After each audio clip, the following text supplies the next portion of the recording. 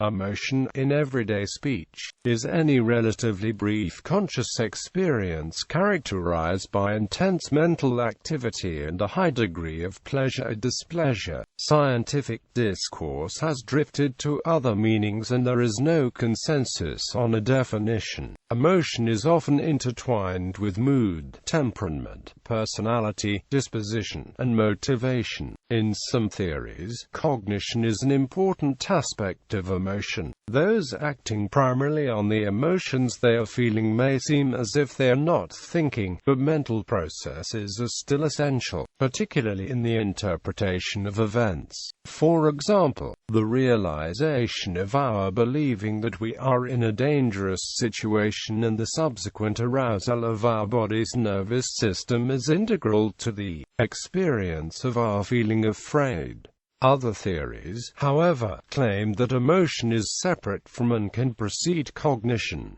Emotions are complex. According to some theories, they are a state of feeling that results in physical and psychological changes that influence our behavior. The physiology of emotion is closely linked to arousal of the nervous system, with various states and strengths of arousal relating, apparently, to particular emotions. Emotion is also linked to behavioral tendency. Extroverted people are more likely to be social and express their emotions, while introverted people are more likely to be more socially withdrawn and conceal their emotions. Emotion is often the driving force behind motivation, positive and negative. According to other theories, emotions are not causal forces but simply syndromes of components, which might include motivation, feeling, behavior, and physiological changes, but no one of these components is the emotion.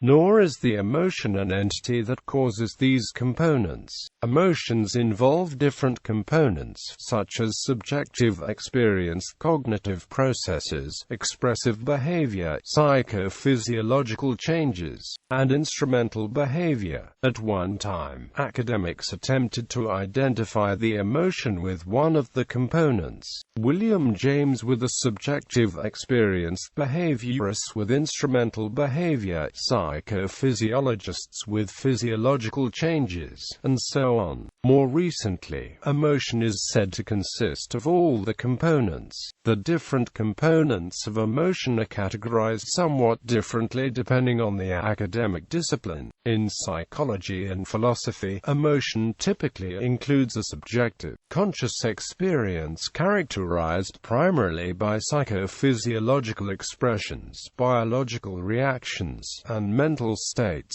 A similar multi-componential description of emotion is found in sociology. For example, Peggy Thoits described emotions as involving physiological components, cultural or emotional labels, expressive body actions, and the appraisal of situations and contexts. Research on emotion has increased significantly over the past 2 decades, with many fields contributing, including psychology, neuroscience, endocrinology, medicine, history, sociology, and even computer science. The numerous theories that attempt to explain the origin, neurobiology, experience, and function of emotions have only fostered more intense research on this topic. Current areas of research in the concept of emotion include the development of materials that stimulate and elicit emotion. In addition, PET scans and fMRI scans help study the affective processes in the brain.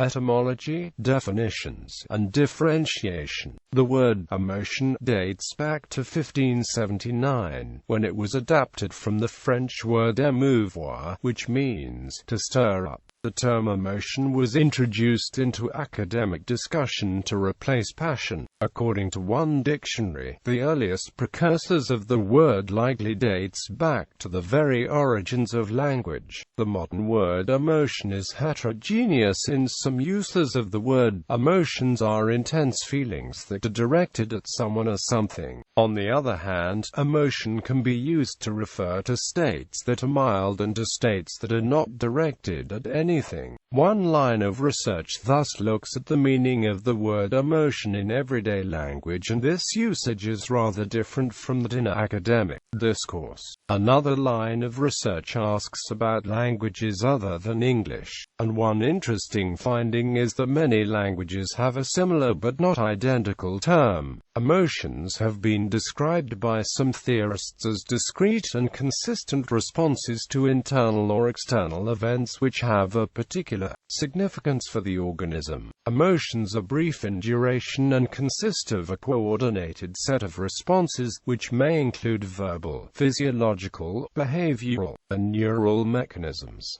Psychotherapist Michael C. Graham describes all emotions as existing on a continuum of intensity. Thus, fear might range from mild concern to terror, or shame might range from simple embarrassment to toxic shame. Emotions have also been described as biologically given and a result of evolution because they provided good solutions to ancient and recurring problems that faced our ancestors. Moods are feelings that tend to be less intense than emotions and that often lack a contextual stimulus. Emotion can be differentiated from a number of similar constructs within the field of affective neuroscience. Feelings are best understood as a subjective representation of emotions private to the individual experiencing them. Moods are diffuse affective states that generally last for much longer durations than emotions and are also usually less intense than emotions. Affect is an encompassing term used to describe the topics of emotion, feelings, and moods together, even though it is commonly used interchangeably with emotion. In addition, relationships exist between emotions, such as having positive and negative influences, with direct opposites existing. These concepts are described in contrasting and categorization of emotions. Graham differentiates emotions as functional or dysfunctional and argues all functional emotions have benefits. Components. In Scherer's components processing model of emotion, 5 crucial elements of emotion are said to exist. For the component processing perspective, emotion experience is said to require that all of these processes become coordinated and synchronized for a short period of time, driven by appraisal processes. Although the inclusion of cognitive appraisal as one of the elements is slightly controversial, since some theorists make the assumption that emotion and cognition are separate but interacting systems, the component processing model provides a sequence of events that effectively describes the coordination involved during an emotional episode. Cognitive appraisal provides an evaluation of events and objects. Bodily symptoms, the physiological component of emotional experience. Action tendencies, a motivational component for the preparation and direction of motor responses. Expression, facial and vocal expression almost always accompanies an emotional state to communicate reaction and intention of actions. Feelings, the subjective experience of emotional state once it has occurred. Classification. A distinction can be made between emotional episodes and emotional dispositions. Emotional dispositions are also comparable to character traits, where someone may be said to be generally disposed to experience certain emotions. For example, an irritable person is generally disposed to feel irritation more easily or quickly than others do. Finally, some theorists place emotions within a more general category of affective states, where affective states can also include emotion-related phenomena such as pleasure and pain, motivational states, moods, dispositions and traits. The classification of emotions has mainly been researched from two fundamental viewpoints.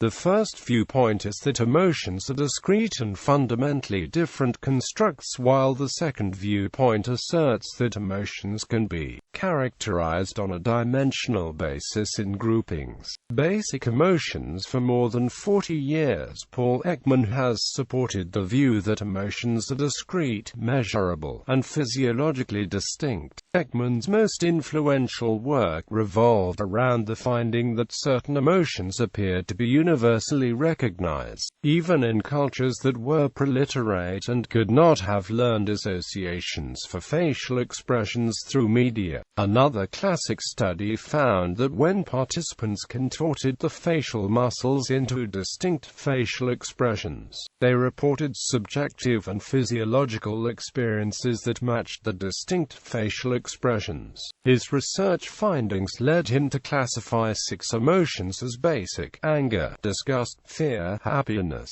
sadness, and surprise. Robert Plutchik agreed with Ekman's biologically driven perspective but developed the wheel of emotions, suggesting 8 primary emotions grouped on a positive and negative basis: joy versus sadness, anger versus fear, trust versus disgust, and surprise versus anticipation. Some basic emotions can be modified to form complex emotions. The complex emotions could arise from cultural conditioning or association combined with the basic emotions. Alternatively, similar to the way primary colors combine, primary emotions could blend to form the full spectrum of human emotional experience. For example, interpersonal anger and disgust could blend to form contempt. Relationships exist between basic emotions, resulting in positive and negative influences. Multidimensional analysis. Through the use of multidimensional scaling, psychologists can map out similar emotional experiences, which allows a visual depiction of the emotional distance between experiences. A further step can be taken by looking at the map's dimensions of the emotional experiences. The emotional experiences are divided into 2 dimensions known as valence and arousal. These 2 dimensions can be depicted on a 2D coordinate map.